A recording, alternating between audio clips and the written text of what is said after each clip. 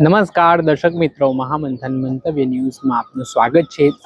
પાટણમાં ન્યાય સંકુલમાં એડવોકેટ ઉપર હિચકારો હુમલાનો બનાવ સામે આવતા ખળભળાટ મચી ગયો છે ને આ ઘટનાને લઈને કાયદો અને વ્યવસ્થાની સ્થિતિ સામે પણ સવાલ ઉઠવાની શરૂઆત થઈ છે। સમગ્ર મામલાની વાત કરીએ તો ગઈકાલે બપોરના સમયે એડવોકેટ પોતાના કામ અર્થે ન્યાય સંકુલમાં હતા। તે દરમિયાન એક આરોપી છે તે હાથમાં ધાર્યું લઈને ત્યાં પહોંચે છે ને એડવોકેટ ઉપર હિચકારો હુમલો કરી દે છે।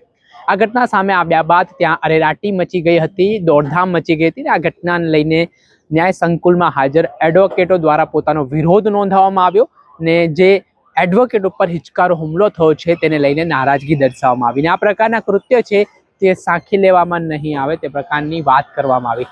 આ ઘટનાના પગલે ત્યાં આસપાસના એડવોકેટ હતા તેઓ પણ દોડી આવ્યા હતા, પોલીસના ઉચ્ચ અધિકારીઓ પણ દોડી આવ્યા હતા ને જે ધાર્યું લઈને જે ન્યાય સંકુલમાં પહોંચેલો આરોપી હતો તેની ધરપકડ કરી લેવામાં આવી।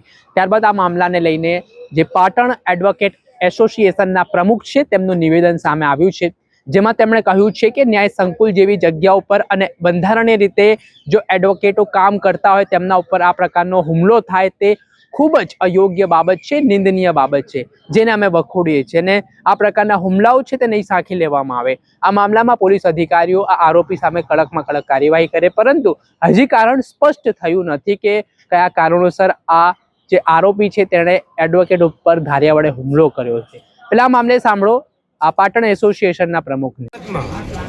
જે પાટણ જિલ્લા અદાલતની જે વકીલ રૂમની અંદર જે ધાર્યું લઈને એક અજાણ્યો ઈસમ જેને હુમલો કર્યો, દેખીતી વાત તો એ છે પહેલી કે જે આરડી દેસાઈ સાહેબે જે કીધું એ પ્રમાણે જે 10 દિવસ પહેલાં અહીંયા હથિયારધારી પોલીસની માગણી કરેલી, પણ અમને જાણે ચણા મમરા સમજે છે લોકો એવી બાબત થઈ ગઈ છે। અત્યારે વકીલ એટલે દેશના પાયાનું ઘડતર છે અને એની સુરક્ષા ના હોય ને તો દેશની પણ સુરક્ષા નથી।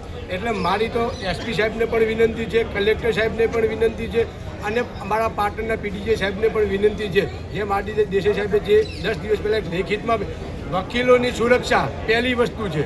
કાંઈ 10:30 વકીલ આવે છે, અહીંયા 6-10 સુધી કામ કરે છે, કયો વિષય અહીંયા કોર્ટની અંદર આવે છે ખબર નથી, પણ એની પૂરી તપાસ કરી કોર્ટ પરિસરમાં આવે એવી અમારી પહેલી માગણી છે। અને બીજી માગણી કે આ ઈસમે જેને હુમલો કર્યો છે એનું કોઈ પણ વકીલપત્ર નહીં મૂકે, કોઈ પણ વકીલ એનું વકીલપત્ર નહીં મૂકે અને આને સખત શબ્દોમાં અમે પાટણ જિલ્લા બાર અને પાટણ રૂરલ બાર આને વખોડી કાઢીએ છીએ। શું નામ આપનું હતું? ઠાકોર, પાટણ ડિસ્ટ્રિક્ટ બાર પ્રેસિડેન્ટ। જો કોઈ પણ વકીલ એનો કેસ લે છે એમાં રૂરલ બારમાં હોય કે પાટણ ડિસ્ટ્રિક્ટ બારમાં હોય એને આ જીવન એનું સભ્યપત્ર કરવામાં આવશે।